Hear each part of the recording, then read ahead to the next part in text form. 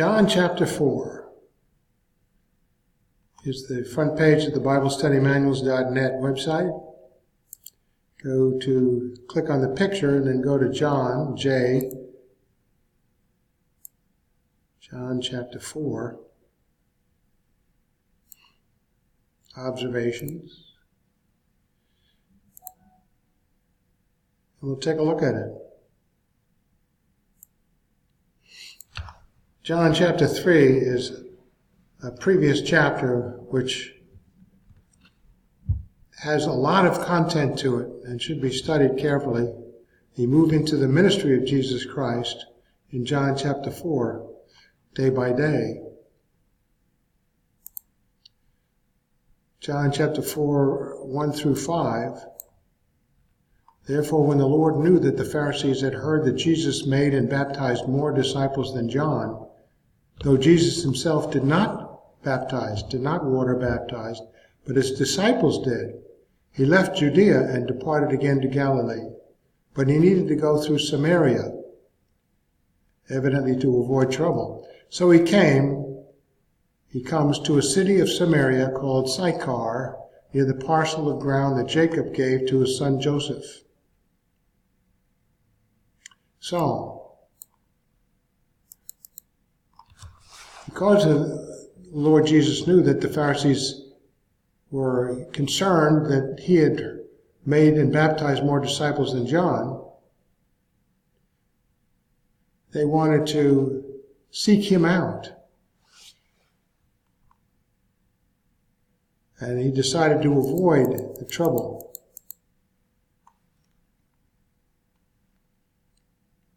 Now, it is not revealed how the Lord came to know what the disciples had heard, but what might infer from John 3:26, which has in it,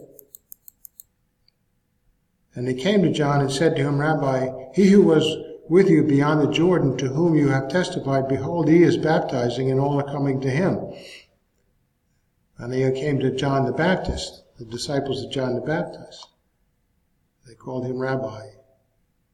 And Jesus was baptizing more, and John answered, "A man can receive nothing unless it has been given to him from heaven." So he's talking about his witness, bearing witness to the Christ. Hence, the disciples were motivated against Jesus' ministry to the extent that periodically Jesus felt it necessary to get out of harm's way. It was not as yet his time.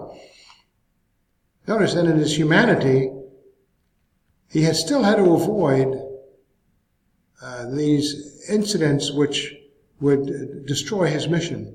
It is not revealed how the Lord came to know what the disciples had heard, but one might infer from John 3:26 that since it was evident to John that the Baptist disciples that more were coming to Jesus than to John to be baptized, then the Pharisees might themselves know this also and demonstrate that knowledge such that Jesus could hear about it. On the other hand, a supernatural knowledge is not ruled out, since Jesus was performing miracles beginning at the wedding at Cana. And John 4:2, the author John, clarifies that it was not Jesus who did the water baptisms, but it was his disciples. So Jesus departed again to Galilee, where he'd gone before.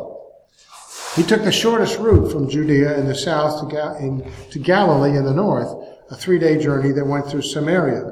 Most Jews took the longer route along the Jordan River around Samaria because they regarded any contact with Samaritans as defiling. When Jesus came to Jacob's well, he was about half a mile from the Samaritan city of Sychar near Shechem. The well was on a parcel of ground that Jacob had purchased and bequeathed on his deathbed to son Joseph. So Jacob's well was there. Jesus, wearied from his journey, sat thus by the well. It's about the 6th hour. And a woman of Samaria came to draw water. Jesus said to him, "Give me a drink." For his disciples had gone away into the city to buy food. Therefore the Samaritan woman literally says to him, "How is it that you, being a Jew, ask me for a drink, since I am a Samaritan woman?" For Jews had no dealings. They did not associate with Samaritans. Jesus answered and said to her, if you knew, literally, if you had known about the gift of God of eternal life, John 4:14, and who it is who says to you, give me a drink, the Christ, John 4:25 and 29, you would have asked him and he would have given you living water. So we're looking ahead a little bit to confirm some of these points that he was making with the woman at the well. The woman said to him, Sir, or Lord, or Master, you have nothing to draw with, and the well is deep. Where then do you get that living water? Now here's the Greek. You are not greater than our father Jacob, are you? The woman asked, who gave us the well and drank of it himself, and his sons and his cattle. Jesus answered and said to her, everyone who drinks of this water from Jacob's well will thirst again. But whoever drinks of the water that I will give him shall never thirst. Actually, literally, it will absolutely not thirst forever. But the water that I will give him will become in him a spring of water springing up to eternal life.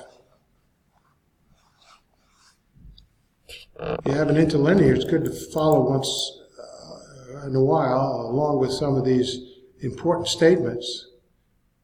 Who but may drink of the water which I will give him, not shall thirst for the age. Expression meaning forever. See? But that's eternal life. See? Important sometimes you check the Greek. But the water which I will give him shall spring to him, it become in him a spring of water springing up into life eternal. So the woman said to him, Sir, give me this water that I may not thirst, nor come here to draw. Jesus said to her, Go, call your husband and come back here. He knew of her. The woman answered and said, I have no husband.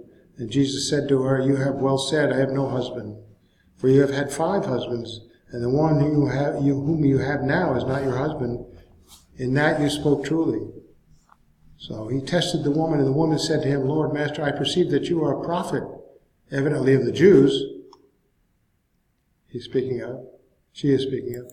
Our fathers worship, the woman said, on this mountain, and you people, the Jews, say that in Jerusalem is the place where men ought to worship. That was a big difference between the two groups. Jesus said to her, Woman, believe me, an hour is coming when neither on this mountain nor in Jerusalem will you worship the Father. So you, meaning Samaritans, worship what you do not know. We worship what we know, Jesus was saying, for salvation is from the Jews. But an hour is coming, and now is, when the true worshipers will worship the Father in spirit and truth. For such people the Father seeks to be his worshipers. Literally, for such the Father seeks the worshiping ones of him. I'm carefully watching the Greek here. God is spirit, and those who worship him must worship him in spirit and truth. So the woman said to him, I know that Messiah is coming. He was called Christ, and the one being called Christ. When that one comes, he will declare all things to us. Jesus said to her, I who speak to you am he. Wow. I am the one. I am that one speaking to you, literally. So it's even more definitive in the Greek. And upon this came his disciples, and they were wondering, marveled that with a woman he was speaking. No one, however, said, What seekest thou? Or why speakest thou with her? I'm using the YLT here. In other words, literally, what were you seeking, nor why do you speak to her? No one asked that, none of the disciples. The woman then left her water pot and went her way, away into the city, and said to the men there, Come, see a man who told me all things that I ever did. Could this be the Christ?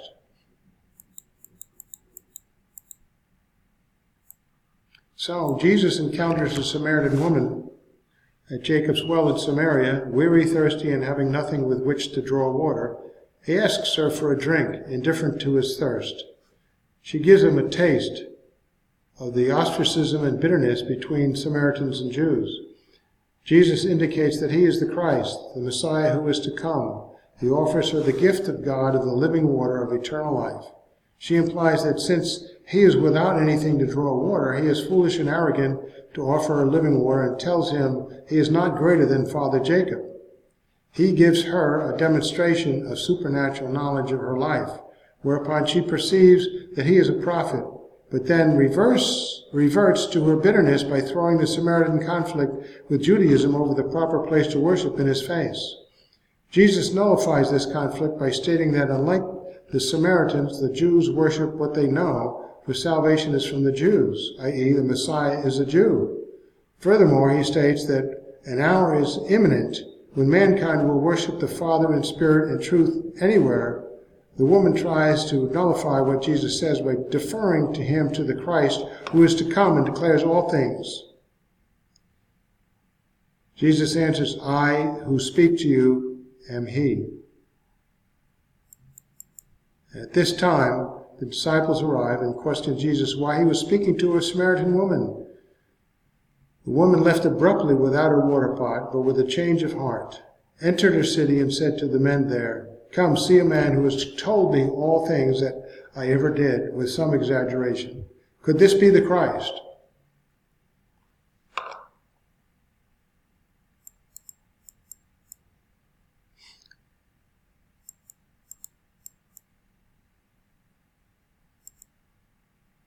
This is just a recounting of this account.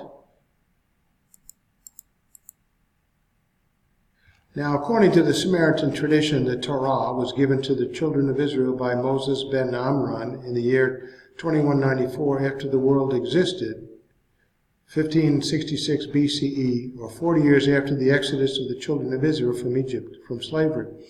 The Samaritans claimed to be descendants of those ancient Israelites who remained in the land where they had connections with ancient Samaria.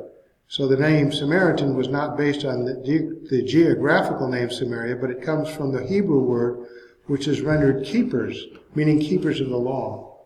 In late Roman times, their numbers were more than 1 million. So, the Samaritans claimed that the only holy books were those of the Pentateuch and the book of Joshua, which was preserved by the ancient northern Israelites, and who remained behind when the northern kingdom of Israel was conquered and exiled to Assyria in 722 BC. The Samaritans asserted without proof that the other books of the Old Testament were unacceptable, alleging that these other books had been contaminated by the returning Jews. A lot of bitterness between the two groups. On the other hand, at the time of the dispersion of the northern kingdom, King Sargon of Assyria repopulated the area with captives from other lands. The interaction and intermarriage of these foreigners with Jews who had been left in the land contaminated the religion, and ancestry of the Jews, resulting in a group of people called Samaritans who were devotees of a hybrid religion of Judaism and Baal worship. In 539 BC, the Jewish descendants of the southern captivity in Babylon returned to the land. The rift between the Samaritans and the returning Jews was so significant that the Samaritans tried to stop Nehemiah from rebuilding the walls of Jerusalem. Later, in Maccabean times, the Samaritans accepted the Hellenization of their religion by dedicating their temple on Mount Gerizim to Zeus Exenius by that time of Jesus' entry in the world in his humanity. A strong rivalry and hatred prevailed between the two groups. It's no wonder. Note that Jesus exhibited no such hatred toward the Samaritans.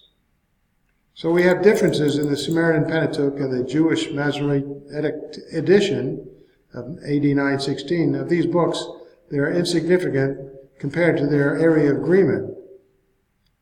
There is no definitive proof that the other books of Scripture which the Samaritans rejected are not the Word of God. They can be observed to be completely harmonious and comparable to the rest of Scripture. There are few substantive scriptural reasons for the differences that the Jews and Samaritans had with one another. So the Samaritans nevertheless maintained that theirs was the true religion and mode of worship in accordance with the Samaritan Torah, which they claimed was the true uncontaminated Torah. So we will begin at this paragraph to finish this section. This is all important. This is the gospel. As Jesus walked in the Palestinian area, The gospel was always there with him.